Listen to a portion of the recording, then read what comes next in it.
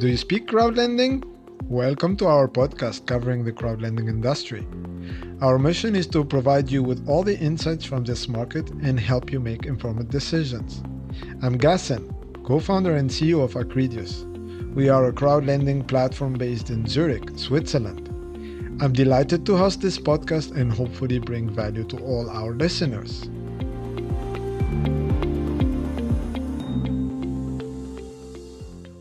Hi everyone, I'm glad today to welcome a special guest, Tobias Angehrn, founder of Finwise, and he has a strong expertise in alternative lending.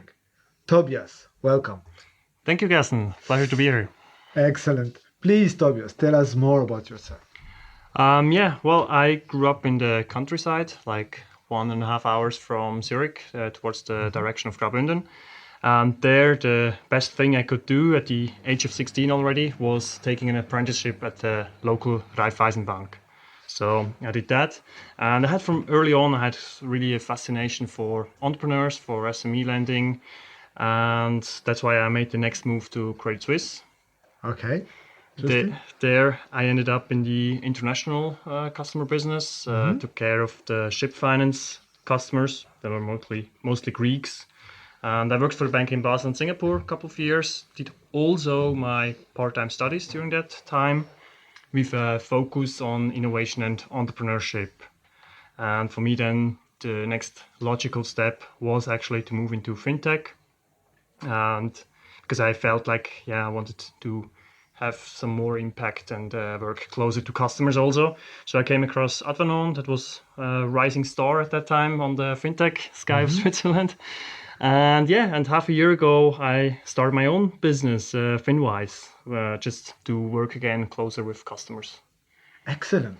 So you spent almost 12 years in banking. Yes, that's correct. And then from that, okay, let's go to crowdfunding. Why did you do this change? What led you to be part of this crowdlending industry? Yes, well, it was really that desire. I mean, I sat down and when I finished my studies in 2016, the part-time studies, I sat down and really made a bit of an outline, what are the options in life and what I want to do. And I really thought, okay, well, I'm 30 years old now, so I have probably 40 years to work. And I didn't think it was the wisest thing to just stay in banking for that entire time because I wouldn't know how it would look like. So I wanted rather to be part of that change that was ongoing in the financial industry. That's why I came up with the fintech. And why crowdlending? I mean, it really interested me. I first heard about the concept back in 2008, but then I forgot, I think.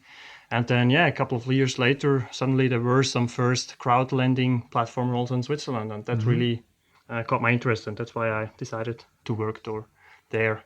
Also, what I realized when I worked for the bank, I mean, I worked in this international commercial business unit. It was really interesting. But the thing was, I mean, I mostly dealt with accountants and CFOs, so not really with the business owners. Also the impact I had, of course. I mean, we were a department of almost 100 people. It was, I didn't have that much direct impact. And I wanted to move more and move faster. That's why I ended up in the crowdlending industry. Excellent. So now that you did the change, how was that change and how was your experience with that one? Well, it was quite a big change. I think the biggest change also for me to adapt was really the decision times that were much faster and also how much the input of every single one in a small fintech can change the direction a company goes and the business goes. And that was really something new. I also had to adapt a bit to that mindset because, in corporate world, you spend half a year on a project and sometimes it flies, sometimes not. And if you work in a fintech, you cannot do that. So that was really a change. On the positive, on the other hand, also what sometimes I had a struggle a bit in the beginning was, at the bank, of course, the infrastructure and everything is just there. We can rely on and you can build on that. And if you go to a startup and you have to build everything from scratch yourself, there are very often no processes if you want to try something new. All these kind of things, like really small things, especially now that I founded my own company. This is also a struggle. I mean, even if you just have to print a document or something, you have to first get a printer or get an office somewhere with a printer, and all these kind of small things that really can slow you down. So yeah, I think it has its pros and cons. Yeah. So the facilities, you meaning? I mean, the facilities, the structure, the work frame, everything is there with a big corporate. While with a startup, Exactly. you basically need to create everything from scratch. Build Even everything the from most, scratch. Yes. even the most, let's say, obvious things like printing. I totally agree with you. That's still something I'm struggling with. Excellent. Yes, please tell us more about your Advanon experience. Yeah, it was very interesting times. I mean, maybe quickly to outline for those listeners who don't know it. I mean, Avanon is an invoice financing platform, at least how they started. So what they specialized in is short-term loans for SMEs, like poorly SMEs in Switzerland and Germany. And typically, you know, if you as an SME send an invoice to like Roche or Novartis, you have a waiting time for up to 90 days. Yeah. And that's time that you don't have to cash, that you cannot invest it in other things or just pay your salaries, whatever. So Advanon came up with a solution that companies can pre-finance these invoices, and it's done through crowdlending. So there are a lot of investors on the platform who invest into those invoices and finance them.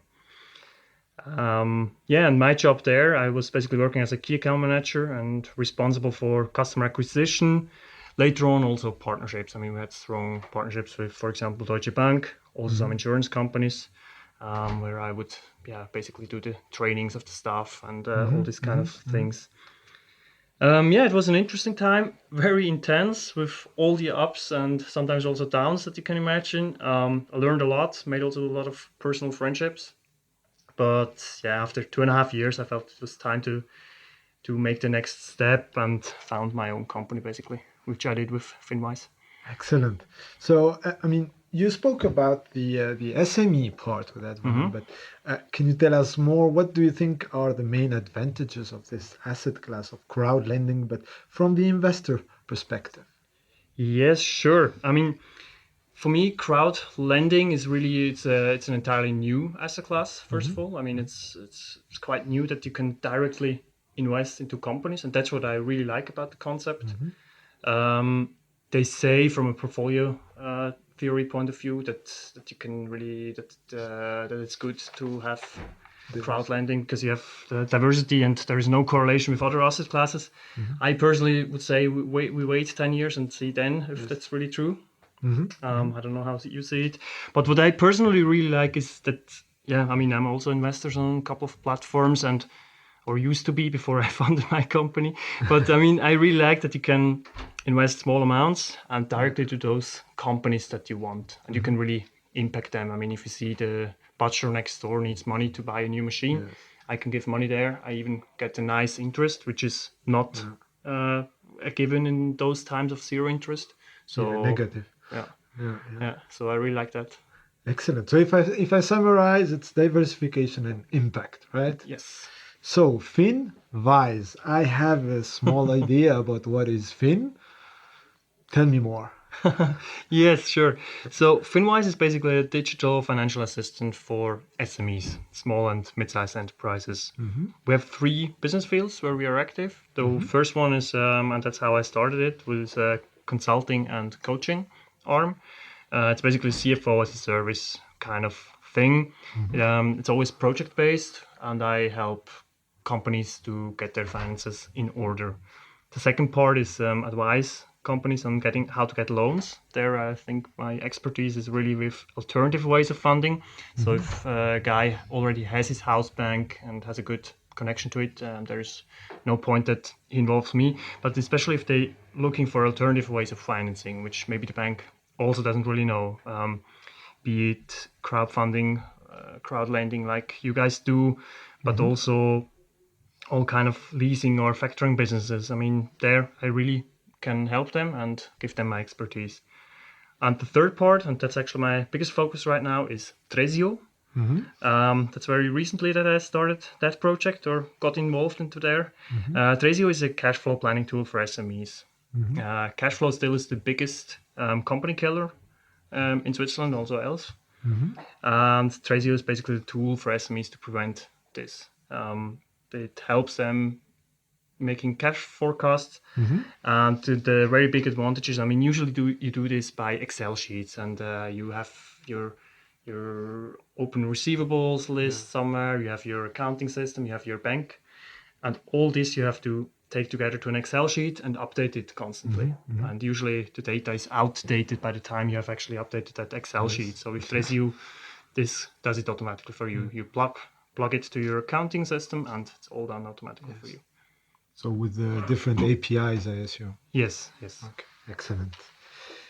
Tobias, I feel that you have a passion for SMEs. What motivates you toward helping them in their journey?